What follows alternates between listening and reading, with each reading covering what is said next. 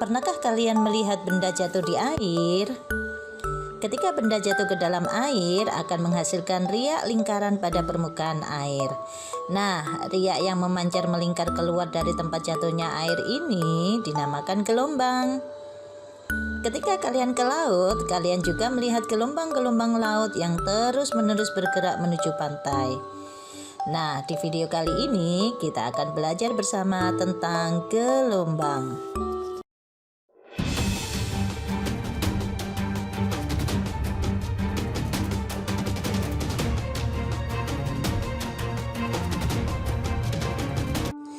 Anak-anak, pernahkah terpikir kenapa gelombang laut yang terus-menerus bergerak menuju pantai tidak menyebabkan banjir pada pantai? Kenapa ya? Ya, karena gelombang tidak membawa air laut merambat bersamanya.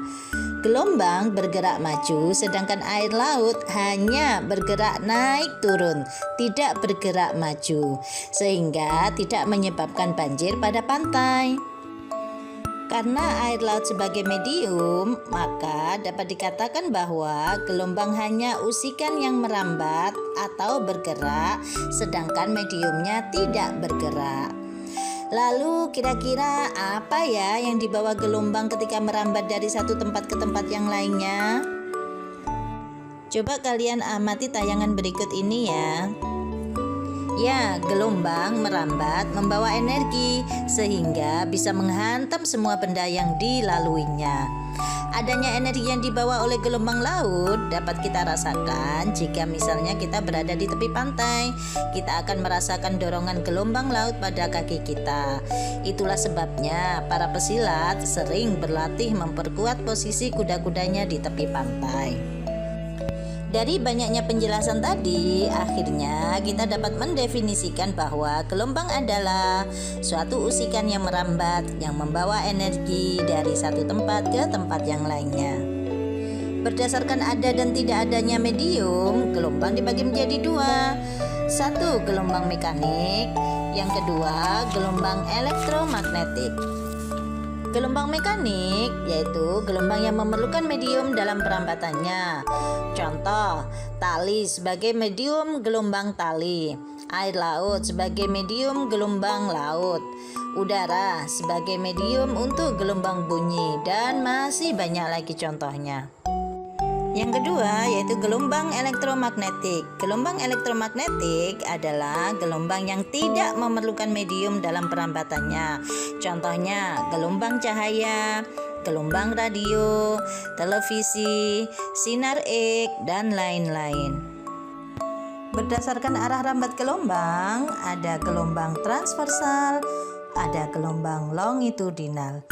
Gelombang transversal adalah gelombang yang arah rambatnya tegak lurus terhadap arah getarannya. Contohnya gelombang pada tali dan gelombang pada air laut.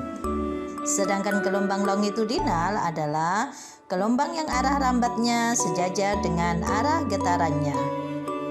Contohnya gelombang bunyi dan gelombang pada selingki.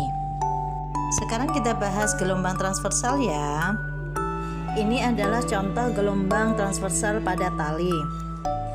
Kalian perhatikan, di situ ada bukit,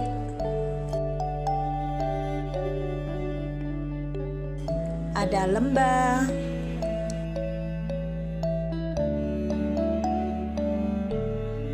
ada puncak,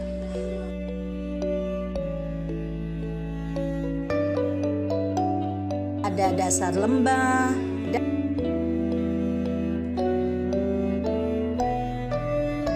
ada amplitudo. Kalian masih ingat ya, amplitudo adalah simpangan terjauh dari titik setimbang. Sekarang kita belajar menghitung satu panjang gelombang pada gelombang transversal. Satu lambda atau sama dengan satu panjang gelombang. Yang pertama bisa satu bukit ditambah satu lembah, atau antara kedua puncak, atau juga antara kedua lembah. Itu adalah satu gelombang. Sekarang kita bahas gelombang longitudinal. Coba kalian perhatikan selingki yang dimainkan tersebut. Dari gerakan selingki tersebut dapat kita lihat terbentuknya rapatan dan renggangan pada selingki tersebut.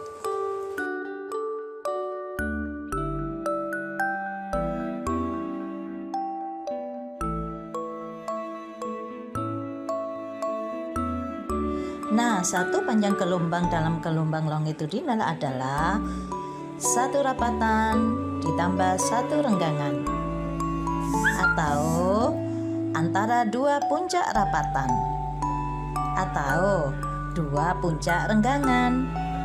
Selain panjang gelombang, ada juga besaran periode dan frekuensi seperti pada getaran. Kalau pada gelombang, periode adalah banyaknya waktu yang diperlukan dalam satu gelombang. Sedangkan frekuensi adalah banyaknya gelombang yang terbentuk dalam satu sekon. Kita tahu bahwa hubungan frekuensi dengan periode adalah bisa ditulis dengan F sama dengan 1 per T atau T sama dengan 1 per F. Karena gelombang adalah usikan yang merambat, maka ada cepat rambat gelombang atau yang disimbolkan dengan V. Cepat rambat gelombang adalah jarak yang ditempuh gelombang tiap satuan waktu, yang secara matematis ditulis V sama dengan lambda per periode atau T besar, atau V sama dengan lambda dikali F atau frekuensi. Dengan diketahui V adalah cepat rambat gelombang, satuannya meter per sekon, lambda adalah panjang gelombang, satuannya meter, T besar adalah periode, satuannya sekon, frekuensi, satuannya hertz. Untuk memperdalam pemahaman kalian tentang gelombang, kita latihan soal ya. Dari gambar gelombang di atas, berapa? 1 panjang gelombang, 2 amplitudo, 3 periode, 4 frekuensi, dan 5 cepat rambat gelombang. Kita bahas satu persatu ya. Yang pertama, panjang gelombang.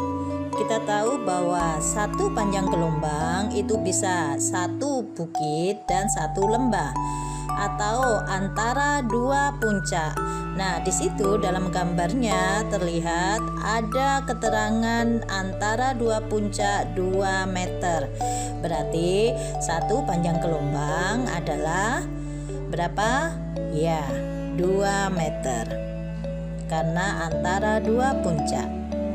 Yang kedua yaitu amplitudo. Kita lihat di situ dari yang kedua yaitu amplitudo. Kita lihat dalam gambar tersebut dari titik setimbang 0 kemudian ke atas itu tertulis 0,5.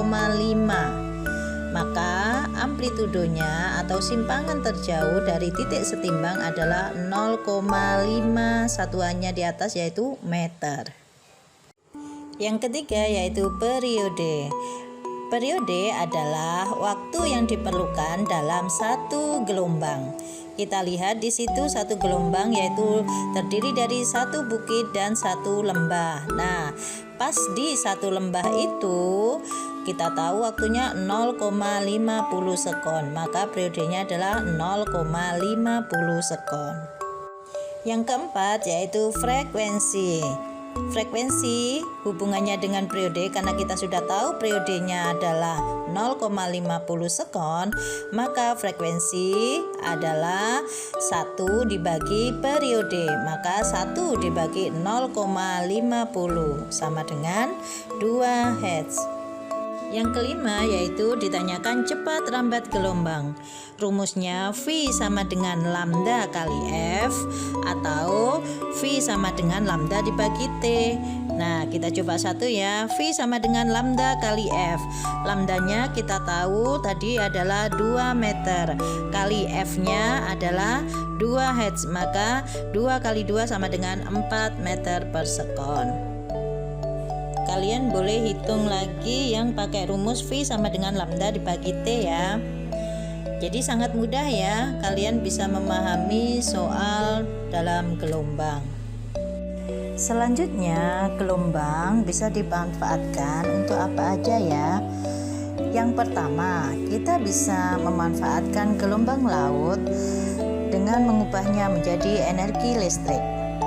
Yang kedua, gelombang elektromagnetik yang dipancarkan oleh sinar matahari bisa kita manfaatkan dalam panel surya menjadi energi kalor dan mengkonversi menjadi energi listrik. Yang ketiga, gelombang bunyi bisa kita manfaatkan dalam peralatan ultrasonografi atau USG untuk memeriksa janin, dan masih banyak lagi manfaatan gelombang.